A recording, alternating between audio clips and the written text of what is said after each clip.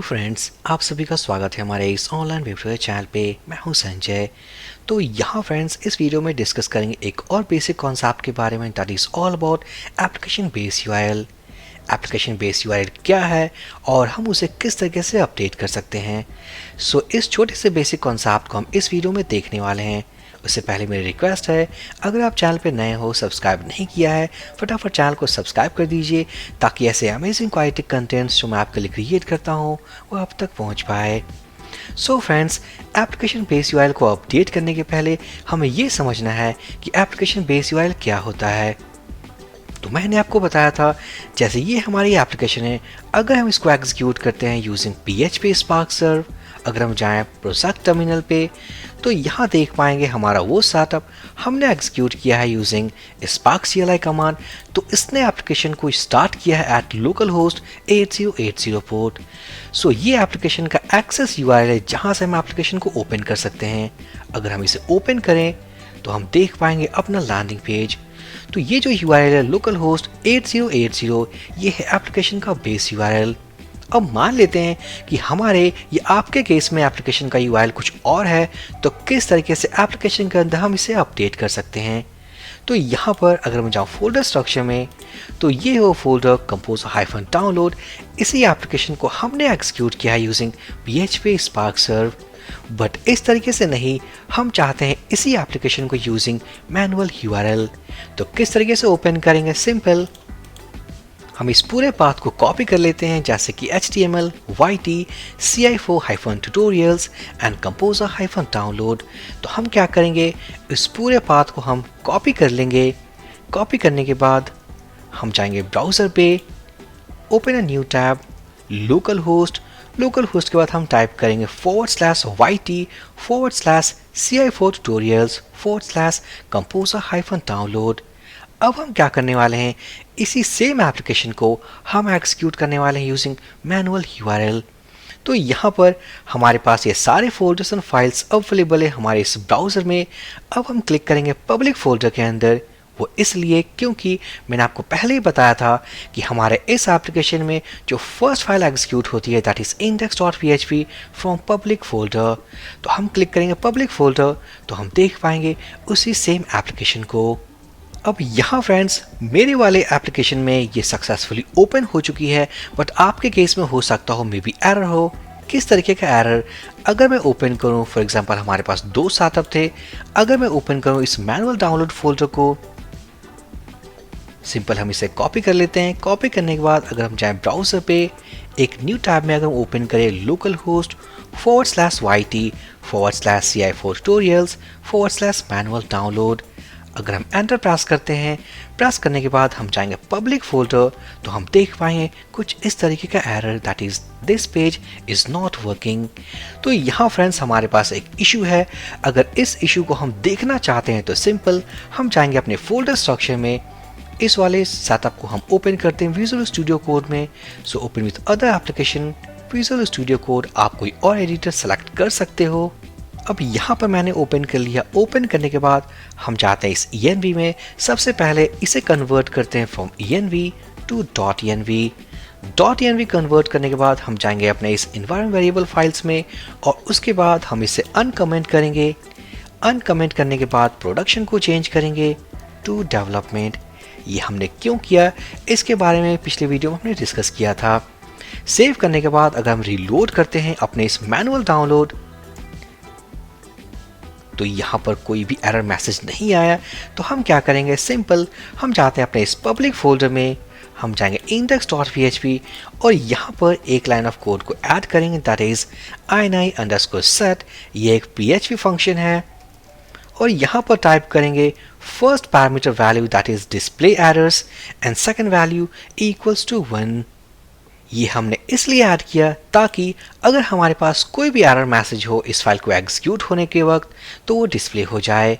तो simple save करने के बाद अगर हम चले ब्राउज़र पे, रीलोड करें, तो हम देख पाएंगे हमारे पास एक फैटल एक्सेप्शन है, दैट इज कैशे एक्सेप्शन। अब ये एक्सेप्शन हमें ये बताता है कि कैशे अनएबल टू राइट। हमारे पास एक फाइल है मीन्स राइटेबल फोल्डर के अंदर हमारे पास एक फोल्डर है दैट इज कैशे। इस फोल्डर के पास सफिशिएंट परमिशन नहीं है जिसकी वजह से ये रीड राइट ऑपरेशन नहीं कर पा रहा। तो सिंपल इस तरीके के एरर को फिक्स करने के लिए आपको क्या करना है, मैनुअल डाउनलोड राइटेबल फोल्डर। यहाँ पर हमारे पास एक कैशे फोल्डर है। सिंपल इस फोल्डर को परमिशन देना है, सफिशिएंट परमिशन, जिसकी वजह से ये folder read and right operations को परफॉर्म कर सके। तो यहाँ फ्रेंड्स मैंने इस कंपोजर डाउनलोड वाले सेटअप में राइटेबल फोल्डर के अंदर इस सेटअप को मीन्स इस फोल्डर को मैंने ऑलरेडी परमिशन दिया था, जिसकी वजह से ये सेटअप वर्क कर रही है। तो फाइनली इस तरीके से आप परमिशन देने के बाद अपने इश्यूज को फिक्स कर सकते हो। फिक्स करने के बाद अब हम बात करते हैं अपने इस एप्लीकेशन के बेस यूआरएल को।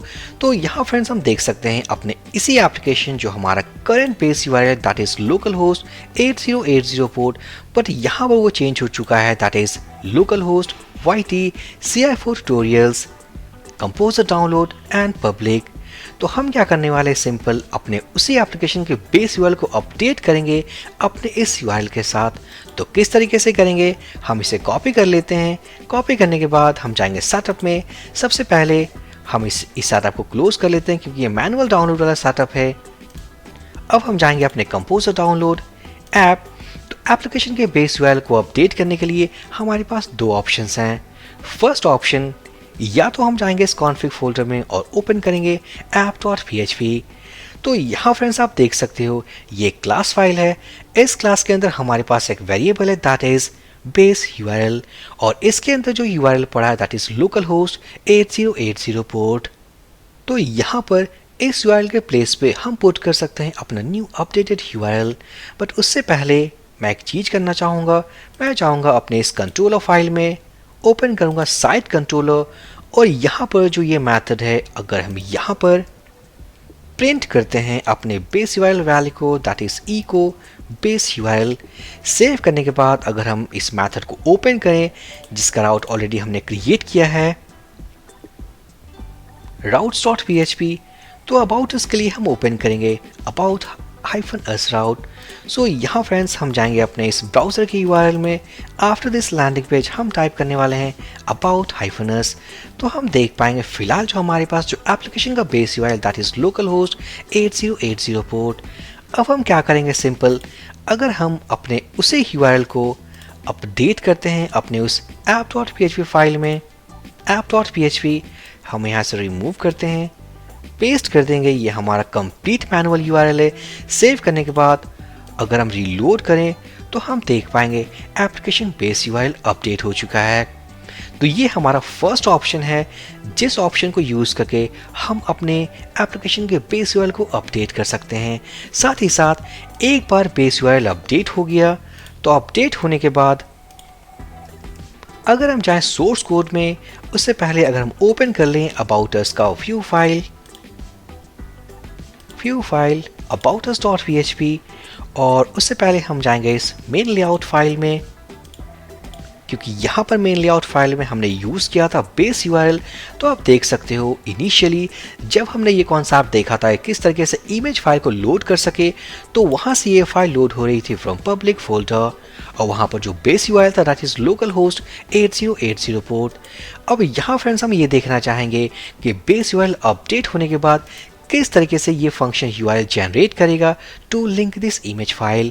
तो हम चलते हैं ब्राउज़र पे और हम इसे रीलोड करेंगे तो हम देख पाएंगे ये इमेज सक्सेसफुल तरीके से लोड हो रही है।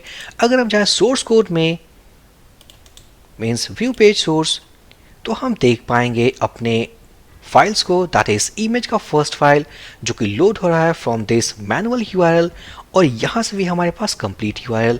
साथ ही साथ हमने दो फाइल्स को और लोड किया था that is link tag style.css and script tag script.css।